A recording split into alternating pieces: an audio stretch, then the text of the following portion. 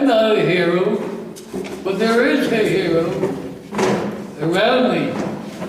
And that is those that were in the concentration camp, went through Gehenna, lost mother, father, Zeta, children. And then, when they were liberated, they asked me, Lieutenant, maybe you got a sinner. Lieutenant, a chumash, a mishnayos, a gemara. No, I did carry a barrier. I did carry a library. They still believed. They still believed. Emunah, bitachon. These are people of real heroes, not me. I don't know if I had to go through what some of the refugees went through. I don't know how I would end up.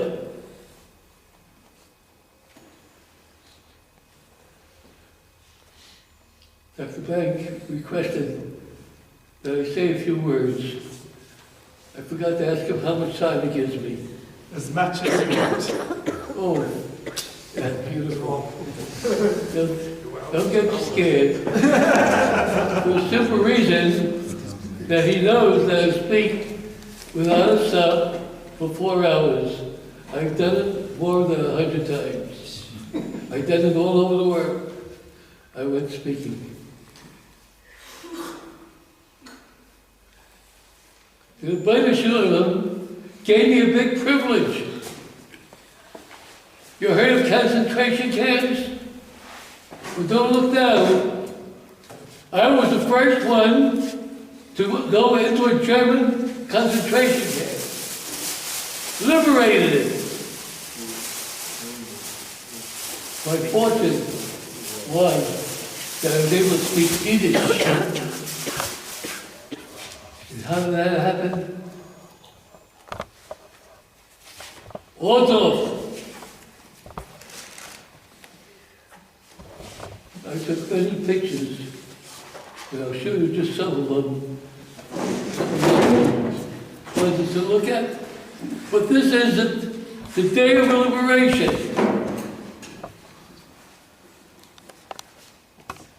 When we walked in with my men, what we found is dead bodies all over the annex of Buchenwald. If you doubt me,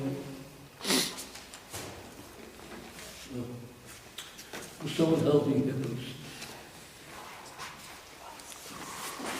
There's no live ones here, all dead. We couldn't move them. They blocked the entrance to Ordorf. What happened? I gave orders to the men to be very careful. The picture here shows we tied the cord around the hand of the dead people to move them. Why? The Germans were very nasty.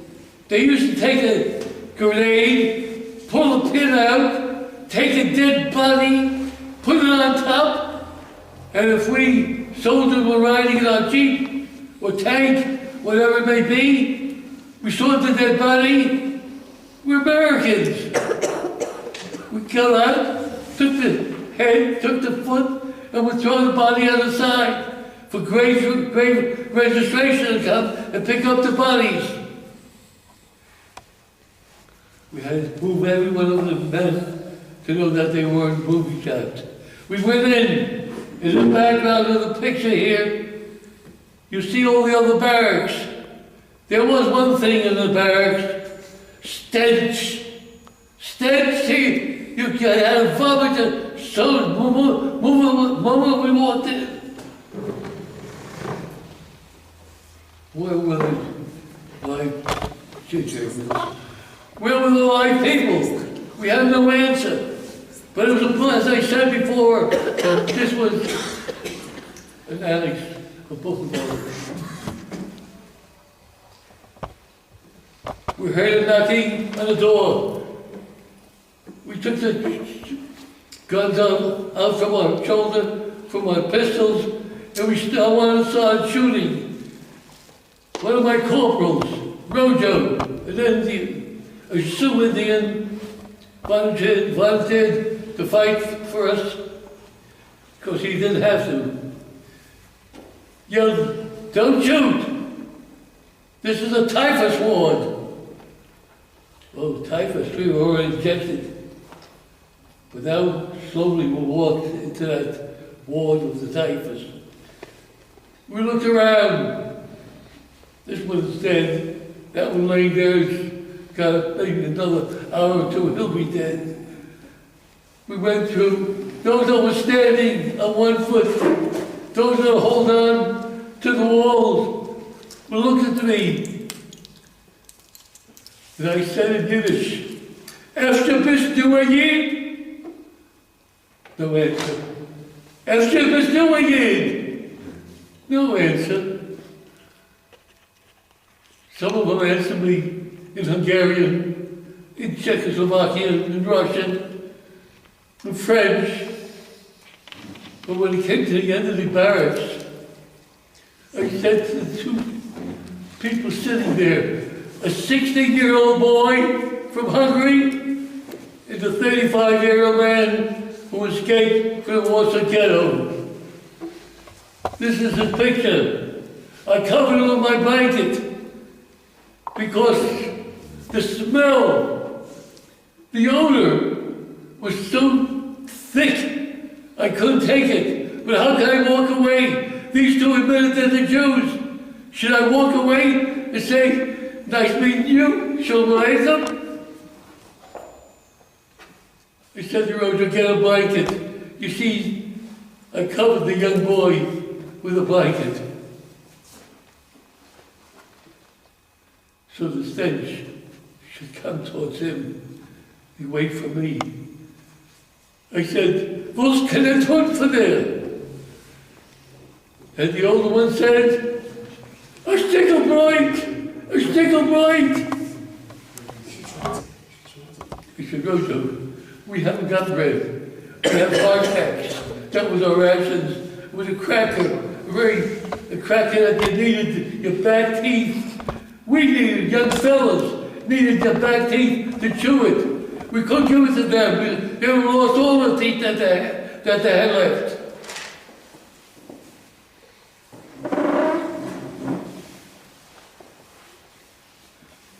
We sent a message to my colonel that there's a camp here. Contact Eisenhower and tell it to him. Eisenhower came later on. I was his interpreter. To get through with the first story here, I said to the kid, 16-year-old boy, "Er was kein Kampf von dir?" He said to me something that I didn't understand. He said, "Ich darf tun tshuva. Ich darf tun tshuva." I said, "Gegangen, you went through hell. You don't have to do tshuva. You don't have to worry about it. Thank God you're alive." Ich was. He started crying without tears. His tear ducts were dry. He did his crying.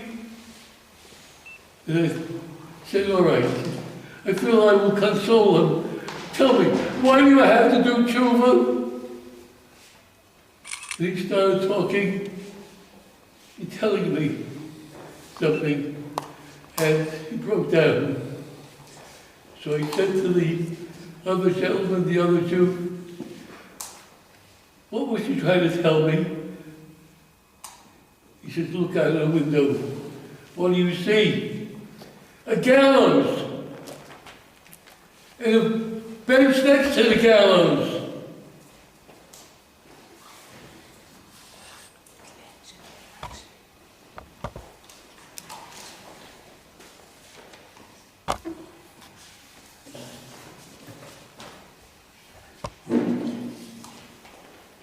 sometimes it hits me.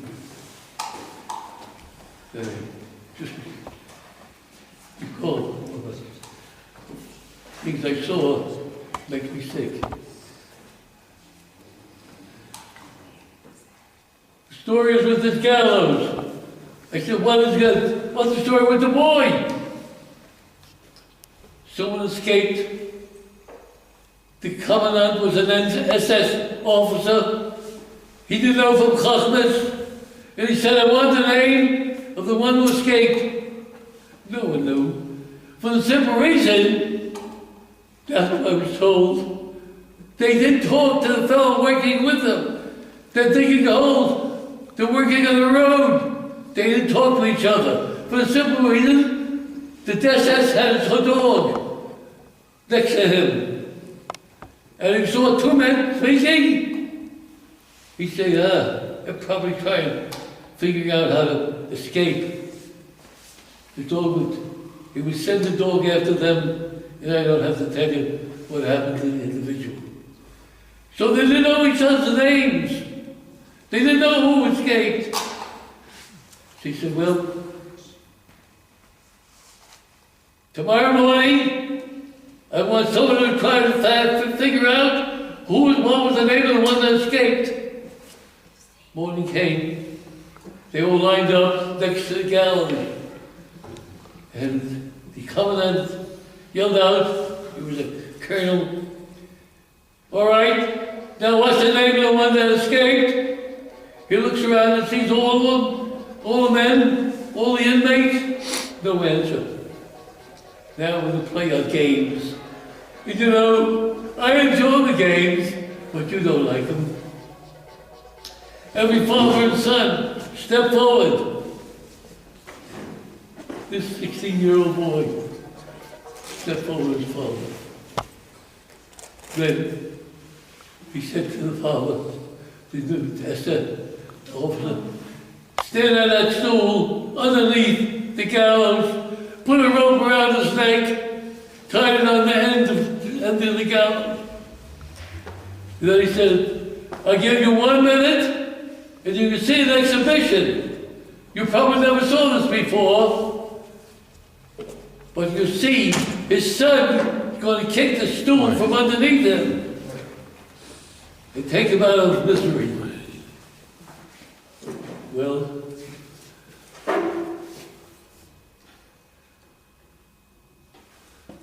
when I heard that, I said to the one who was now telling the story, he stopped talking. I said, well, what happened? He said, do I have to tell you the end of the story? I looked, I cried. Now, the stench seemed to go away. I grabbed him, I hugged him. I cried. My tears rolled out of him, but he didn't reciprocate. He didn't have any more tears. His tears were dry, the ducks were dry.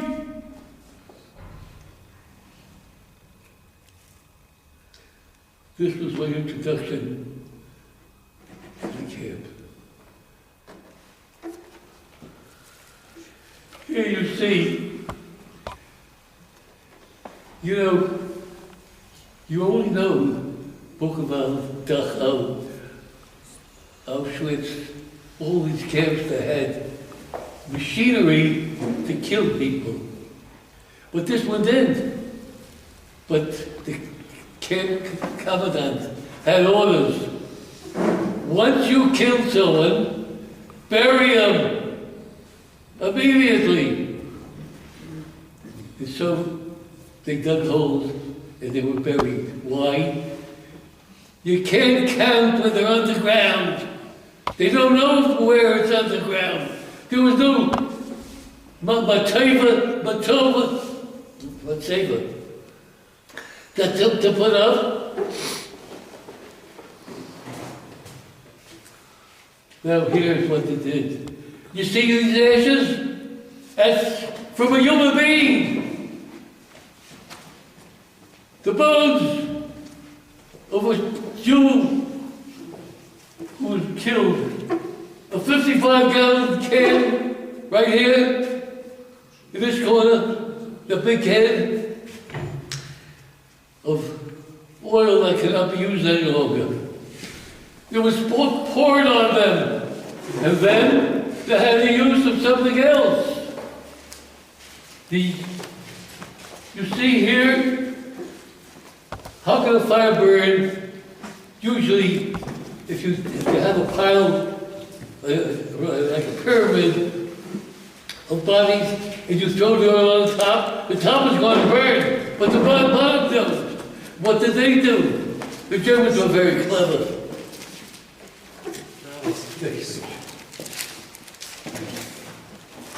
You see, railroad tracks. What are railroad tracks doing in a can?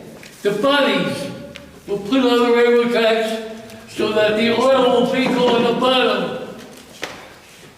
And they kept feeding the oil inside on the bottom, and it was burning from top and from bottom, and then all was ashes, you see.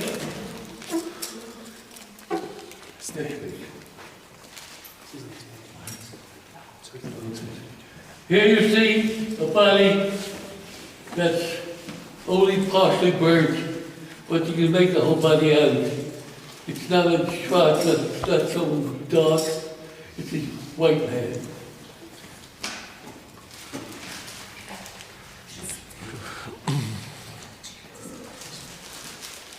You'll say, you know, what did they do in the wintertime? Snow, rain. What did they do in the wintertime with the bodies? They make fire, the fire go out with the rain. You all heard of what caustic acid is? If you put 1 drop of caustic acid on your hand, it does take just a couple of seconds to be a hole in your hand. It eats you up. We found out how they handled it. They had asbestos gloves, the Nazis, so they could take, and this is a pool in the wintertime, where they would throw the whole body in, and then it would disintegrate. We never had an answer to why 1 foot is sticking up. We asked, we didn't get an answer.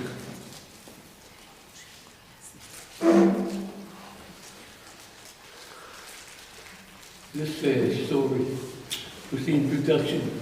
And when I wrote home to my parents and my sisters, what I found, they sent me back a letter.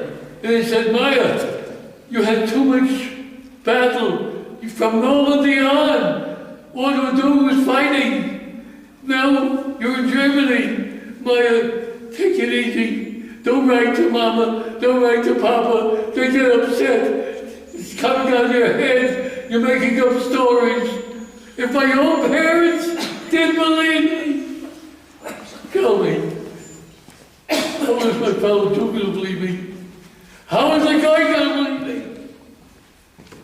Unbelievable.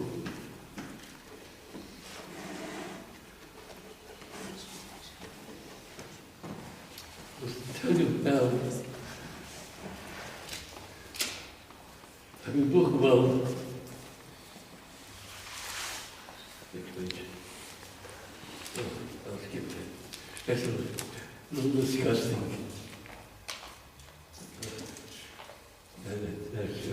That's also, that's blood. This is the entrance to Birnbaum. Now I'll tell you about Birnbaum. We found out why there were no survivors in Oslo. There was a forced march, a death march, to go, they had orders from Oslo to go now into Birnbaum. They'll be safe there. Well, they went into Birnbaum, but they weren't safe. They died there also. That's what abundant is. This is me and my men going through between the barbed wires that were electrified. These are my men in front of me. And this, can you count the dead people? Can you count them? We put the bodies together. You can't count them. It'll take you too long. I'm in my tent writing reports. As an officer, I had to write to the mother, the father, or the wife who was killed and tell them what a hero he was. It was a routine letter, but each one had to send, we had to send a letter to the parents of the dead soldier or to the wife that survived in America. I'm in my tent. My sergeant standing guard goes off. There are two guards always. Comes into the tent, says, "Lieutenant, there are two German kids outside, and they want to speak to a Jewish officer." I said, "How would they know that there's a Jewish officer here?" "German kids? What do they want with them?" They said, "How many bullets he got in the gun?" "It's loaded." I said, "Bring me back an empty gun, and I'll give you some more ammunition." Take him into the Wald. Buchenwald. Wald means forest. Take him into the forest, and bring me back your empty gun. Well, orders are orders. He has to follow my orders.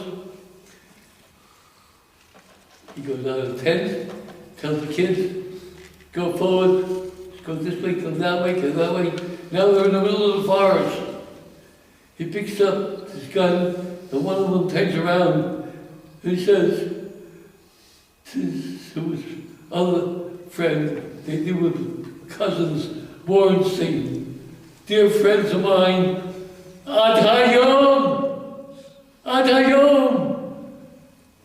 These kids, Hasidic kids,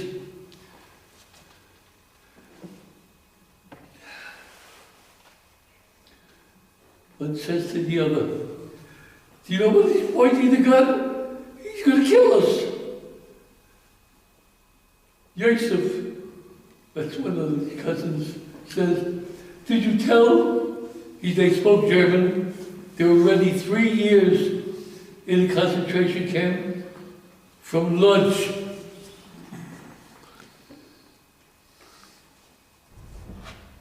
Go tell the officer that we are Jewish. You didn't tell him that, did you? He says, "No, how do I know you're Jewish? You spoke to me in German. 3 years you learned German, how to speak German very well. Please, we beg you, go back and tell them we're Jewish." He's back, says to me, "They're Jewish. They're outside." I said, "Bring them in. I'll give them the test to find out if they're Jewish." There's 2 ways of doing it.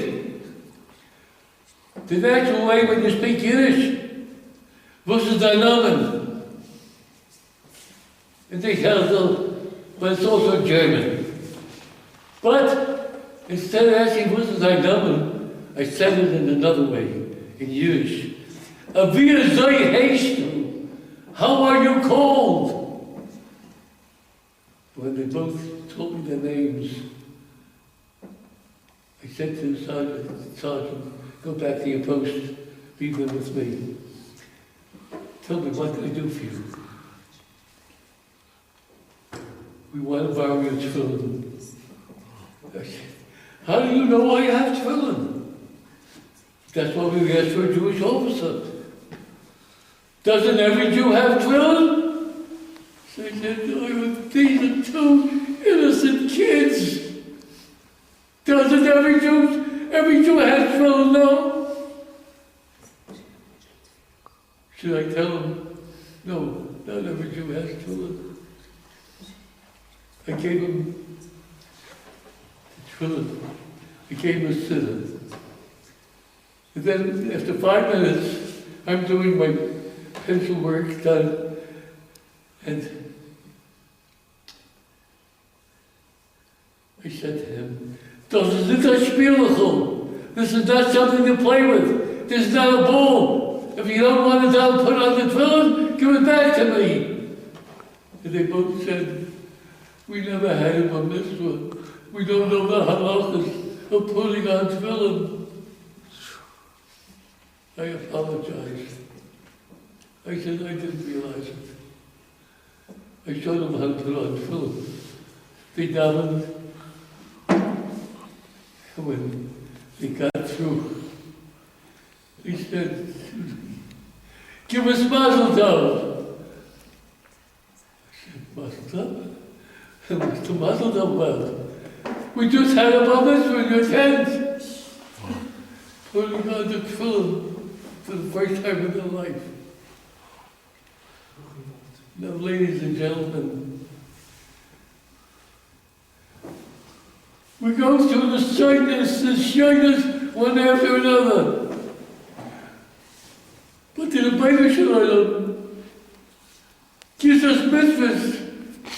We pass them by, mind your own business. No, now when it comes to a fellow Jew, you don't mind your own business. You don't know.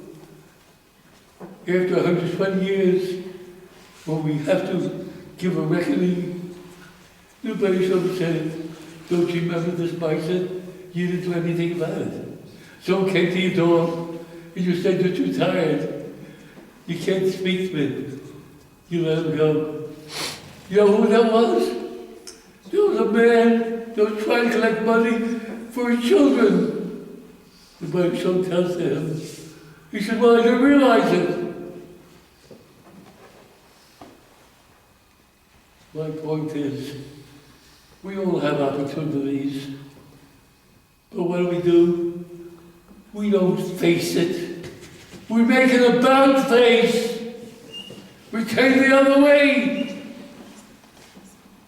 Mind your own business is the attitude we take. I can tell you, I was in 6 camps, Buchenwald, Waldorf, Dachau, Felderswijk, Fernwald, and one more, just can't remember which one it was. But it was also in Germany.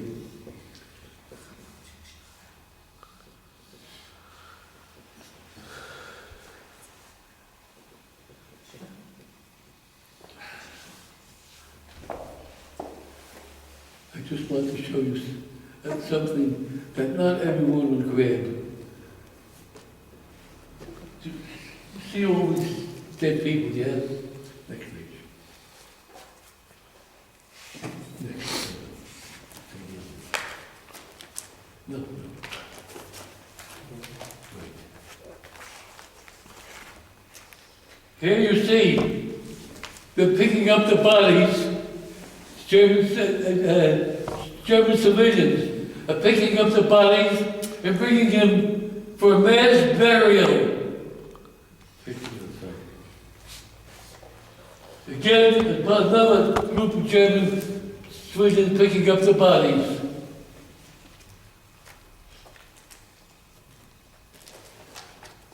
And here you see something that's hard to believe. I don't know what gave me the courage to speak to a major that came with 2 bulldozers to make a big hole and bury all those bodies, mass bodies. When I saw it, I said, "He's a Yidden. Majority are Yidden." I said to the major, "You'll excuse me, but in America, when there was a hoof-and-mouth disease, cattle, of horses, whatever it was, They made a mass burial. That was an animal. When chickens were infested with germs, they made a mass burial and threw all the chickens in there and buried them. These are human beings. They have to be my brothers.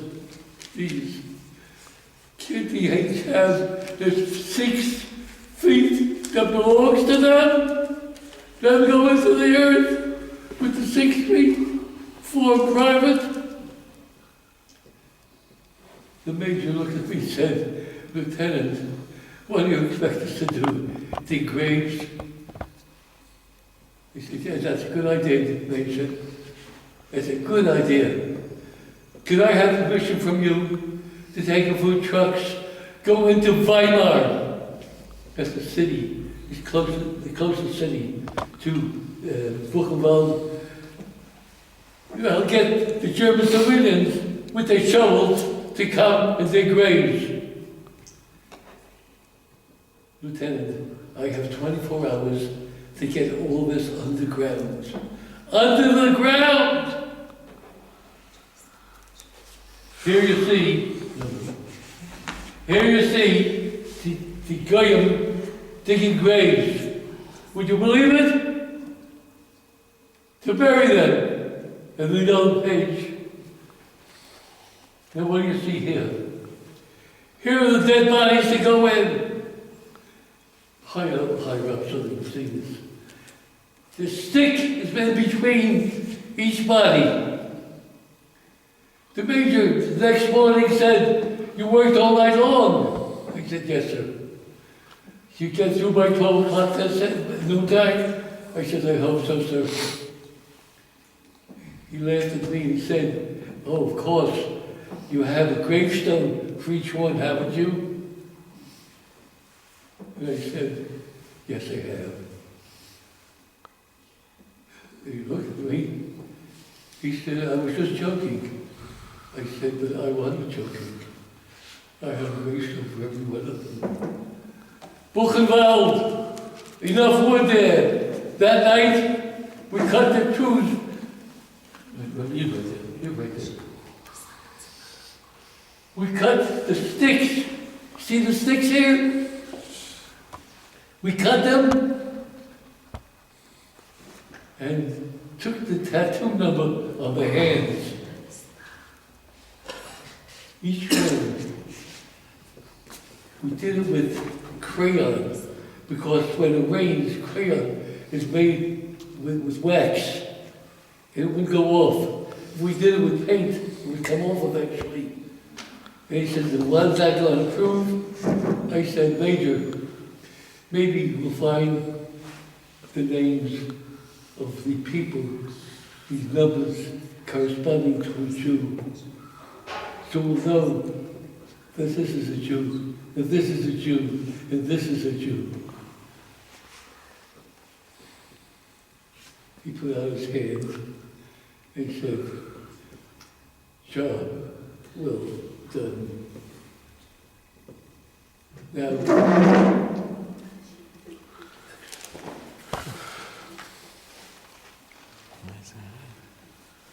this picture means nothing if you look at it. All you see is a soldier on each end with still his helmet on, and you see all the civilians, and you see some lampshades. See the lampshade? Hold it up so you can see it. You know what that lampshade is? The chests of people made into leather. 22 lampshades. I counted them. 22 lampshades made from rest. Why? The commandant's wife had a hobby, making leather from the bodies of people. This is the crematorium. The commandant's wife stood here, and before they threw the body into to burn, she said, oh, I like that chest, cut that one out, cut that one out, cut that one out. Not only were the men vicious, that's my point, but you can't believe that a woman made 22 lampshades. And when she was captured, she was very proud of her work. Proud of her work. The hour is late. I want to thank all of you for listening to me.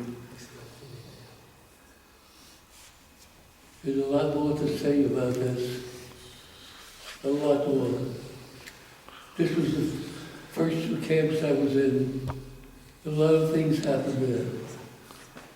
Let alone, I'll end up now with one last short story. Is it all right with you? Lieutenant Birnbaum, I've heard you a few times before. I don't know how you do it, but every time you take us to a new level of challenging ourselves.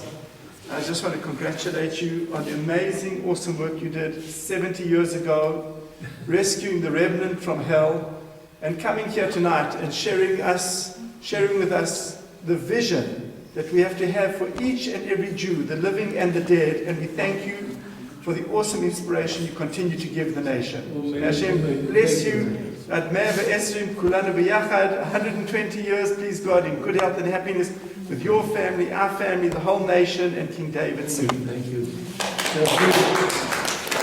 Thank you. This is pleasant.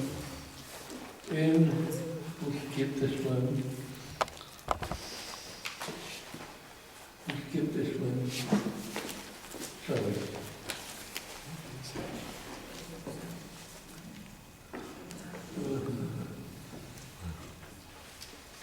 This is a quotation from Eisenhower. When he saw this dead body here, that quotation, when you go to Washington, D.C., I was a guest with my wife, to go to the Holocaust Museum. And when you came, was Eisenhower's quote, that he will never forget as long as he lives. He's trying to remember, says I am trying to remember in my mind what I see right now, so that when I come back to America and they say, oh, it's all propaganda, I'm going to say, like hell, it was propaganda. I saw this body like that. One last short story. I don't know which one to say. I davened with the close of my Rebbe. I was very close to the close of my Rebbe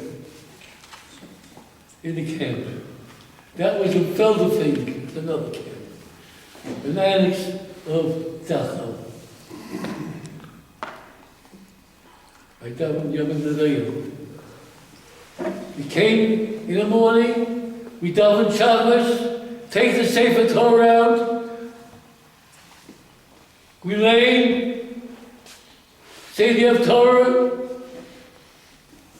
and then, like there's a little gap where people start talking, because now they're finished with Shachos. Most of them came over to me, asked me this question and that question, and when you go back to America, could you take mail for me and whatnot? I said, absolutely, absolutely.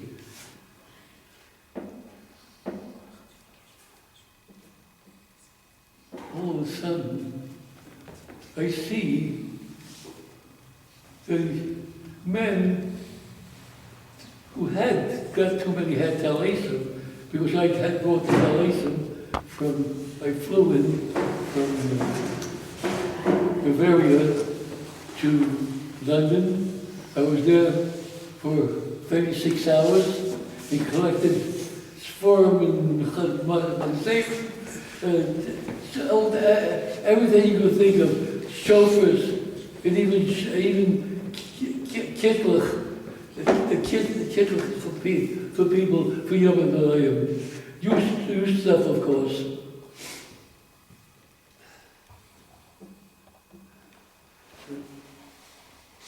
I see everyone was crying. I looked around. I said, why is everyone crying? I didn't understand. I'm a young guy. I have parents. Oh, I forgot. That's right, it's Yiska. I ran outside. I don't think there's anyone in this world.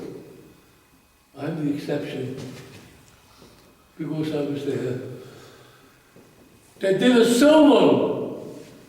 The kids that were there. I'll show you the pictures of the kids. Is it in this back? No, sir. I'm sorry, someone said it's the next.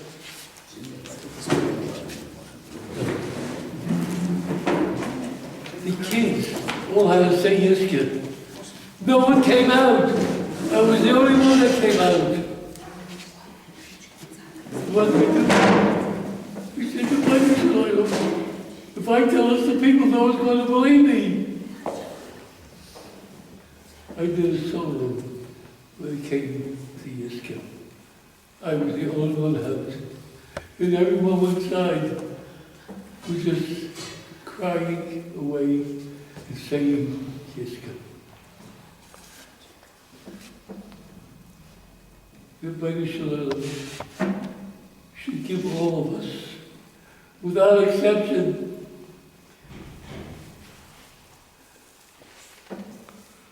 all of us should do tshuva. We all have to do tshuva.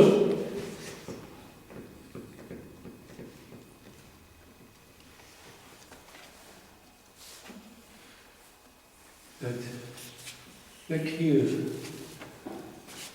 coming. Yom Kippur, none of us should be saying it's getting wrong, because when you look what's happening in this world, how the Birnbaum works,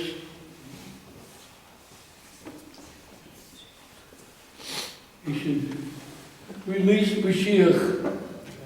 Eliyahu should come down. We should be freed.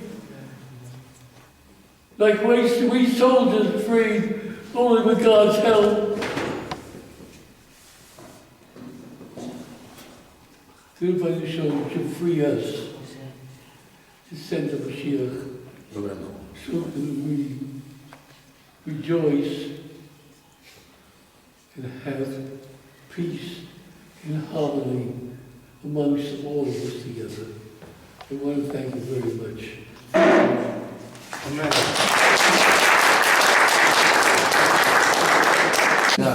Last hook. Who was that? It's a poem. A poem. 1 second, let's get it. You were in Poland, right? 1 minute? Unbelievable. Okay, there it is. I just want to do a picture. Letzte Beziehung, Yinu Kochundi.